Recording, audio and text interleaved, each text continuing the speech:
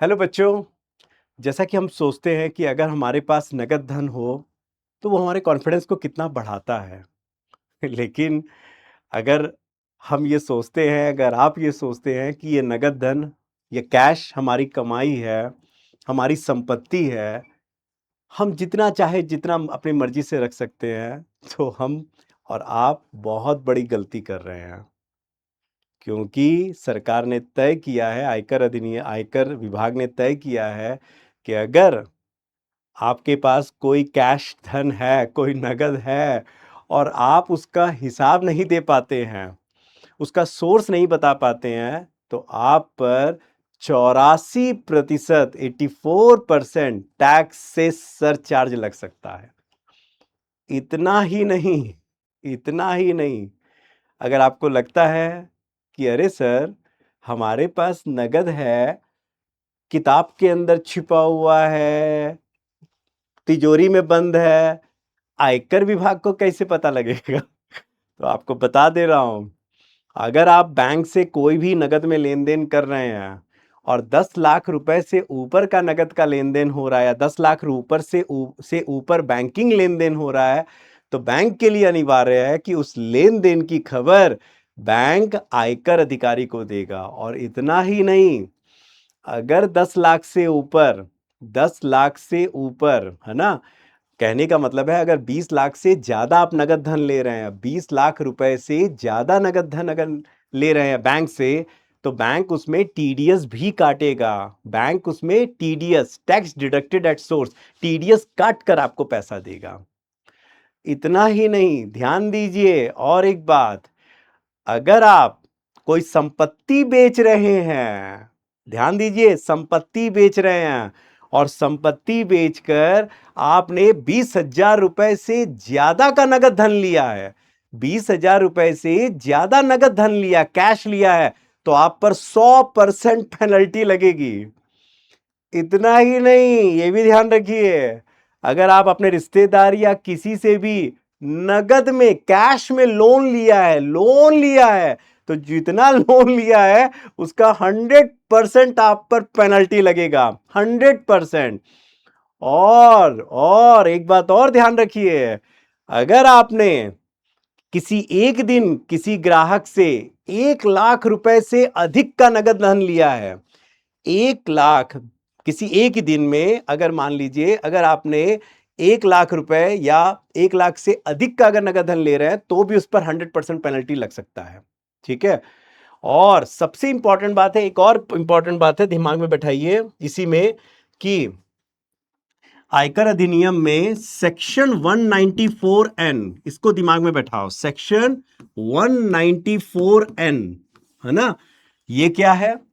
194N कहता है, 194N कहता है कि अगर आपने आईटीआर दाखिल किया है, पिछले 3 वर्षों में लगातार आईटीआर दाखिल किया है, तो आप अगर बैंक से नगद धन निकाल रहे हैं, कैश निकाल रहे हैं बैंक से, और वो नगद कैश अगर आप 1 करोड़ से ज्यादा, 1 करोड़ से ज्यादा अगर निकाल रहे हैं, 1 करोड़ से ज्यादा, तो आपको 2% उसमें टीडीएस देना होगा, टैक्स डिडक्टेड एट सोर्स देना होगा। बात करेंगे अभी टीडीएस के बारे में, रुक जाइए, 1 मिनट रुक जाइए बस, विद इन सेकेंड। और अगर आप पिछले 3 वर्षों में, पिछले 3 वर्षों में आपने आईटीआर नहीं दाखिल किया है, इनकम टैक्स रिटर्न दाखिल नहीं किया है, तो सावधान हो जाइए। किस बात पर? कि अगर आप 20 लाख रुपए से अधिक का कैश निकालते हैं, तो आपको 20 लाख से अधिक पर, 20 लाख से अधिक पर आपको 2% देना होगा। और 1 करोड़ से अधिक अगर आप कैश निकाल रहे हैं बैंक से, तो आपको 5% टीडीएस देना पड़ेगा, टीडीएस देना पड़ेगा। तो सावधान हो जाइए, नगद धन अगर आपके पास रखा हुआ है, तो वो आपके लिए संपत्ति या बहुत कॉन्फिडेंस वाला मामला नहीं है, वो भय का मामला है, वो आपके लिए चिंता का विषय बन गया है। देखिए देखिए अपने घर में नगद कहां पड़ा है, ठीक है। चलिए, अगर उसका हिसाब किताब आपके पास है तो कोई चिंता वाला मामला नहीं, फिर खुश हो जाइए, है ना, मुस्कुराइए। अब सवाल उठता है कि इस खबर में यूपीएससी के लिए द मोस्ट इंपॉर्टेंट पार्ट क्या छिपा हुआ है? प्रीलिम्स के लिए, प्रीलिम्स के लिए।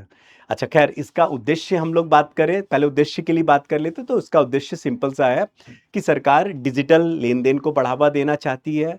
सरकार जानती है कि कैश से लेन देन में क्या होता है, काला धन, ब्लैक मनी बढ़ता है, तो काला धन को रोकना चाहती है, समाप्त करना चाहती है, डिजिटल लेन देन को बढ़ावा देना चाहती है ना, डिजिटल अर्थव्यवस्था की तरफ जाना चाहती है सरकार। और कहीं ना कहीं सरकार जो है ये नगद में होने वाले लेन देन को प्रतिबंधित करना चाहती है, ठीक है ना, क्योंकि आने वाले समय में मानी सी बात है कि हम लोग कैशलेस इकोनॉमी की तरफ जा रहे हैं। कैशलेस इकोनॉमी की तरफ बढ़ने का मतलब है ये नहीं है कि बिना नगद, नगद एकदम बंद हो जाए। कैशलेस का मतलब होता है, नगदहीन का मतलब है कम नगद का प्रयोग। ध्यान से सुनना, कैशलेस का मतलब होता है लेन देन में कम नगद का प्रयोग, बिल्कुल खत्म नहीं करना है ना, कम नगद का प्रयोग। हालांकि हम सीबीडीसी लेकर आ गए, central bank for digital currency, जल्द ही धीरे धीरे सीबीडीसी का प्रयोग बढ़ेगा, ठीक है ना, central bank of digital currency, वो एक अलग मुद्दा है। यहां पर जो एग्जाम के लिए बहुत इंपॉर्टेंट पार्ट है जो मैं बताने जा रहा हूं, दो टर्म है, टीडीएस और टीसीएस।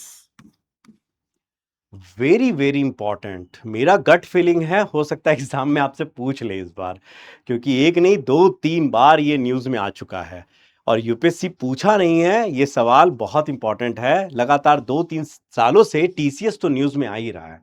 तो टीडीएस और टीसीएस, इन दोनों के अंतर को समझ लीजिए, इन दोनों को समझ लीजिए, आपका काम हो गया, आपका यूपीएससी का तैयारी हो गया, ठीक है। एक क्वेश्चन का टीडीएस का मतलब होता है tax deducted at source, tax deducted at source, ठीक है। और टीसीएस का मतलब होता है tax collected at source.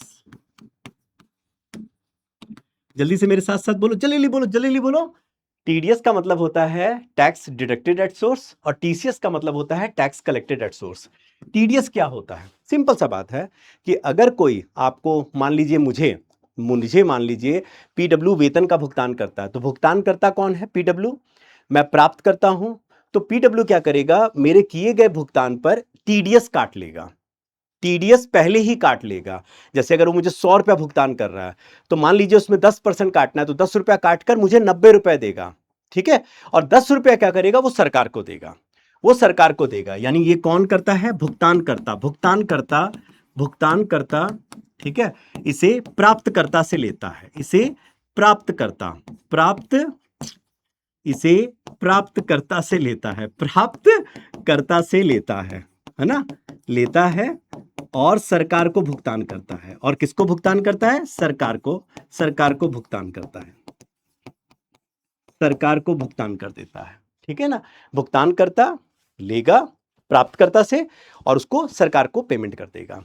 TCS क्या है? टीसीएस समझना, टीसीएस होता है जहां पर बिक्री में, ये बिक्री में लिया जाता है, बिक्री में, बिक्री में लिया जाता है, लिया जाता है ग्राहकों से, ग्राहकों से, ठीक है। जैसे ग्राहक कोई लग्जूरियस कार लिया है, महंगी कार लिया है, या मान लीजिए महंगा कोई ट्रैवलिंग कर रहा है, कोई टूर कर रहा है, तो जो बेचने वाला है, जो कार बेचने वाला है, जो टूर का पैकेज देने वाला है, वो क्या करेगा? टीसीएस लेगा। वो बिक्री करने वाला जो सेलर है, वो टीसीएस लेगा और वो टीसीएस को वो फिर गवर्नमेंट को देगा। तो जरा समझना, यहां पर इनकम में से काट कर दिया जा रहा है, यहां पर कलेक्ट किया जा रहा है, उससे वसूला जा रहा है और फिर सरकार को भुगतान किया जा रहा है, टीसीएस, ठीक है। टीडीएस और टीसीएस दोनों में अंतर समझना, दोनों का मुख्य अंतर समझना, this is the main difference, ठीक है, this is the main difference. TDS क्या किया जाता है? काट कर, भुगतान करता जो है वो प्राप्त करता की आय से, ब्याज से, कोई अगर ब्याज का भुगतान कर रहा है, बैंक मान लो ब्याज का भुगतान कर रहा है, तो वो टीडीएस काट कर देगा आपको। मान लीजिए आप बैंक में फिक्स डिपॉजिट करा रहे हैं और बैंक आपको फिक्स डिपॉजिट का ब्याज दे रहा है, ठीक है ना, इंटरेस्ट दे रहा है, तो वो उसमें से टीडीएस काट कर देगा, ठीक है। और वो बैंक क्या करेगा? आपके बिहाफ में भुगतान सरकार को करेगा। टीसीएस में क्या करेगा? किया जाएगा, वो पैसा कलेक्ट किया जाएगा, वो पैसा बिक्री करता जो है, सेलर जो है, वो क्या करेगा? बायर से वो पैसा लेगा, टीसीएस लेगा, टैक्स लेगा और फिर उसको संग्रहण करके सरकार को भुगतान कर देगा, सरकार को वो भुगतान कर देगा। दोनों में अंतर समझना, टीडीएस एंड टीसीएस। ये इनकम टैक्स एक्ट 1961, आयकर अधिनियम, income tax act, income tax act 1961 के तहत लगाया जाता है। आयकर अधिनियम, और ये वित्त अधिनियम 1994 के तहत लगाया जाता है। This is very important. ये वित्त अधिनियम 1994 के तहत लगाया जाता है टीसीएस, और ये आयकर अधिनियम 1961 के तहत लगाता है। ठीक है ना? This is very very important. TDS और TDS, tax deducted at source और टैक्स कलेक्टेड एट सोर्स, हर जगह टीसीएस नहीं लगता है। जैसे आप महंगी कार ले रहे हैं, आप कोई बहुत बड़े टूर पैकेज में जा रहे हैं, बाहर जा रहे हैं घूमने में, उस समय सरकार बोलती है अगर इससे ज्यादा अमाउंट का आप कार ले रहे हैं, इससे ज्यादा अमाउंट का आप टूर पैकेज ले रहे हैं, तो आपको उसमें 1%, 2%, 5% टीसीएस देना होगा, और वो टीसीएस वो संग्रहण करके सरकार को भुगतान करेगा। याद रखना, टीडीएस और टीसीएस दोनों ही अप्रत्यक्ष कर है। ये मत समझना कि ये इनकम पर लग रहा है तो ये अप्रत्यक्ष कर होगा। अप्रत्यक्ष कर क्या होता है? जहां कराघात और करापात दोनों अलग अलग बिंदु पर होता है, यानी लगता किसी और पर, चुकाता कोई और है ना? तो ये क्या है, यहां पर देखिए, यहां पर आपको आपसे लिया, आपसे वसूला जा रहा है और फिर वो कोई और इसको सरकार को भुगतान कर रहा है। ठीक है, तो इसीलिए बोल रहे हैं यहां पर दोनों ही अप्रत्यक्ष कर है, दोनों ही इनडायरेक्ट टैक्स का एक पार्ट है। ठीक है, लेकिन टीडीएस और टीसीएस दोनों को दिमाग में रखिए। और जो मैंने कहा नगद धन के बारे में, सरकार का जो नया कानून है या सरकार का जो टैक्स कानून है, इसको भी जरा समझिएगा। That's all, thank you so much, all the best, bye bye.